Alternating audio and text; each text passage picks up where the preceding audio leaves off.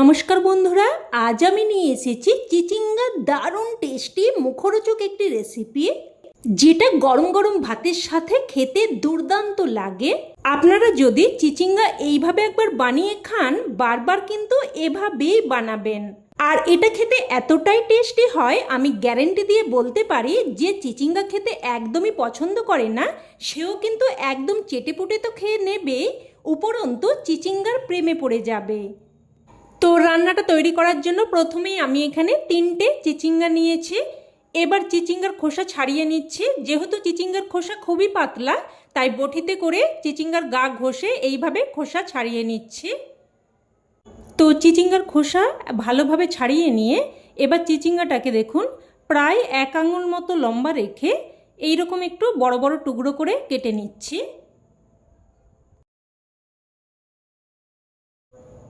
সমস্ত চিচিঙ্গাগুলোকে প্রথমে এইরকমভাবে কেটে নেব। কেটে নিয়ে এবার দেখুন একটা টুকরো নিয়ে এই রকম খাঁজ খাঁজ করে কেটে নেব।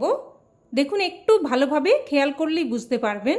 তো একদিকটা কেটে নিয়ে অপর দিকটাও ঠিক একই রকমভাবে এইরকম খাঁজ খাঁজ করে কেটে নেব।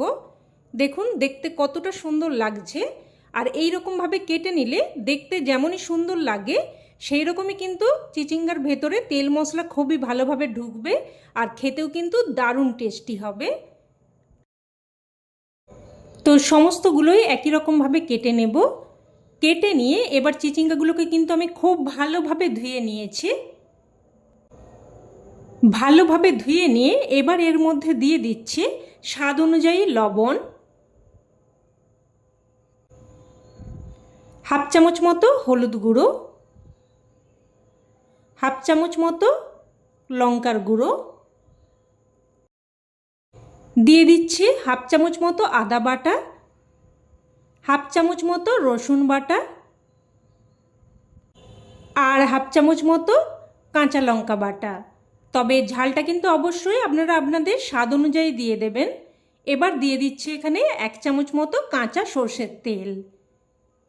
এবার সব কিছু খুব ভালোভাবে মেখে নেব। আর সর্ষের তেলটা দেওয়ার কারণে সমস্ত মশলা চিচিঙ্গার গায়ে খুব ভালোভাবে কোটিং হয়ে যাবে। তো দেখুন খুব ভালোভাবে মেখে নিয়েছি। এবার এগুলোকে মেখে প্রায় 5 মিনিট মতো এইভাবে রেখে দেব। 5 মিনিট পর আমি রান্নাটা শুরু করছি। তো 5 মিনিট পর গ্যাস অন করে কড়াই বসিয়ে এখানে দিয়ে দিলাম প্রায় 2 থেকে 3 চামচ মতো সর্ষের তেল। আর এই রান্নাটা কিন্তু অবশ্যই সর্ষের তেলেই করতে হবে। তো তেলটাকে ভালোভাবে গরম করে নিয়ে এবার এর মধ্যে মেখে রাখা চিচিঙ্গাগুলো দিয়ে দিলাম। আর প্লেটের গায়ে যা মশলা লেগে আছে চেঁচে পুছে সমস্ত মশলা দিয়ে দিলাম, একটু নষ্ট করব না। তো এবার সব কিছু নাড়াচাড়া করে ভালোভাবে মিশিয়ে নেব। ভালোভাবে মিশিয়ে নিয়ে এবার মিডিয়াম ফ্লেমে একটা ঢাকনা দিয়ে দিয়ে প্রায় কিন্তু 4 থেকে 5 মিনিট মতো রান্না করে নেব। আর এই সময় আমি একটা মশলা তৈরি করে নেব।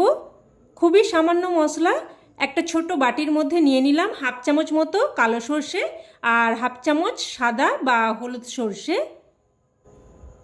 এবার এই মশলাটাকে আমি বেটে নেব।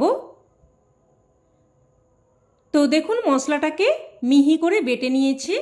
এবার এটাকে এক সাইডে রেখে দিচ্ছি। এবার এখানে নিয়েছি বেশ একটা বড় সাইজের পেঁয়াজ। পেঁয়াজের খোসা ভালোভাবে ছাড়িয়ে নিয়ে তারপর পেঁয়াজটাকে দেখুন কেটে নিচ্ছি। পেঁয়াজটাকে কিন্তু এইরকম একটু লম্বা মতো করে কেটে নিচ্ছি, একদম কিন্তু ছোট্ট ছোট্ট করে কাটছি না। দেখুন ঠিক এইরকমভাবে কেটে নিয়েছি। এবার এই দিকেও কিন্তু ঢাকনা দিয়ে প্রায় 4-5 মিনিট মতো রান্না করে নিয়েছি। মাঝে একবার আমি ঢাকনা তুলে নাড়াচাড়া করে দিয়েছিলাম। তো দেখুন চিচিঙ্গাগুলোকে আমি উল্টে পাল্টে দিচ্ছি। দেখেই বুঝতে পারছেন চিচিঙ্গাগুলো কিন্তু বেশ ভাজা হয়ে গেছে। এবার এই পর্যায়ে আমি এখানে বেটে রাখা সর্ষেটা দিয়ে দিলাম। চিচিঙ্গাগুলোকে কিন্তু ঠিক এই রকমভাবে বেশ লাল করে ভেজে নিয়ে তারপরে কিন্তু এখানে এই মশলা দিতে হবে। তো সর্ষে বাটাটা দিয়ে ভালোভাবে মিশিয়ে নিয়ে এবার এখানে কেটে রাখা পেঁয়াজটাও দিয়ে দিচ্ছি। আবারও বলছি চিচিঙ্গাটাকে কিন্তু বেশ লাল করে ভেজে নিয়ে তারপরে বেটে রাখা সর্ষে আর পেঁয়াজটা দিতে হবে। পেঁয়াজটা কিন্তু একদম ভাজা ভাজা হবে না, ঠিক একটু সেদ্ধ সেদ্ধ হবে। খেতে কিন্তু বেশ ভালো লাগবে। তাই এই পর্যায়ে কিন্তু এই মশলাগুলো দিতে হবে। পেঁয়াজটাও মিশিয়ে নিয়ে এবার ঢাকনা দিয়ে আবারও প্রায় 2 থেকে 3 মিনিট মতো রান্না করে নিয়েছি। এবার এক পিঠ উল্টে দিচ্ছি। বন্ধুরা, আপনারা তো চিচিঙ্গা অনেক রকমভাবেই রান্না করে খেয়েছেন, তো একবার এইভাবে রান্নাটা করে দেখবেন। এটা খেতে কিন্তু দারুণ মুখরোচক, দারুণ টেস্টি হয়। একবার খেলে কিন্তু রোজ বানাতে ইচ্ছে করবে। তো এক পিঠ উল্টে দিয়ে আবারও 2 মিনিট মতো রান্না করে নিয়ে অপর পিঠ উল্টে দিচ্ছি। আর এইভাবে কিন্তু উল্টে পাল্টে রান্না করে নিতে হবে। এইরকম একটু বেশ ভাজা ভাজা মতো করে নিতে হবে। আর পেঁয়াজটা কিন্তু এইরকম একটু সেদ্ধ সেদ্ধ হয়ে থাকবে, একদম কিন্তু লাল মতো করে ভাজা হবে না, মুখে পড়বে, খেতে বেশ ভালো লাগবে। আর দেখুন চিচিঙ্গাগুলো কতটা সুন্দরভাবে সেদ্ধ হয়ে গেছে। এবার এখানে দিয়ে দেব লেবুর রস। তবে আপনারা লেবুর রসের পরিবর্তে কিন্তু আমচুর পাউডারও ব্যবহার করতে পারেন। তবে লেবুর রস বা আমচুর পাউডার যে কোনো একটা অবশ্যই দিয়ে দেবেন, তাতে করে রান্নাটা দারুণ চটপটা, দারুণ মুখরোচক লাগবে। এবার সবশেষে দিয়ে দিলাম কিছু কুচানো ধনেপাতা। তো লেবুর রস আর কুচানো ধনেপাতাটা দিয়ে ভালোভাবে মিশিয়ে নেব। আর যদি হাতের কাছে ধনেপাতা না থাকে সেক্ষেত্রে কিন্তু ধনেপাতাটা বাদ দিয়েও রান্নাটা করতে পারেন। আর বন্ধুরা, একটা ছোট্ট অনুরোধ, যদি রেসিপি ভালো লেগে থাকে প্লিজ কিন্তু একটা লাইক দিয়ে দেবেন। আর চাইলে অন্যান্য বন্ধুবান্ধবদের সাথে শেয়ার করতে পারেন, যাতে করে এই দারুণ রেসিপিটা সকলে জানতে পারে। আর চ্যানেলের নতুন বন্ধু হয়ে থাকলে চ্যানেলটিকে অবশ্যই করে সাবস্ক্রাইব করে নেবেন। তো সব কিছু মিশিয়ে নিয়ে একটা ঢাকনা দিয়ে স্ট্যান্ডিং টাইমে রেখে দিয়েছিলাম। আর রান্না কিন্তু এখন একদম তৈরি। এবার এটা নামিয়ে নিচ্ছে। আর দেখুন কতটা দেখতে সুন্দর হয়েছে।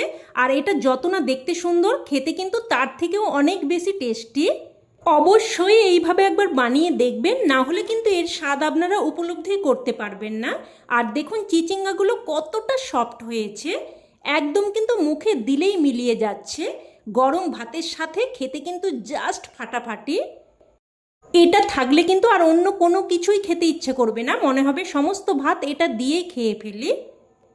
তো আজ এই অবধি, আবারও অন্য কোনো রেসিপিতে দেখা হবে। ততক্ষণে ভালো থাকবেন, সুস্থ থাকবেন। ধন্যবাদ।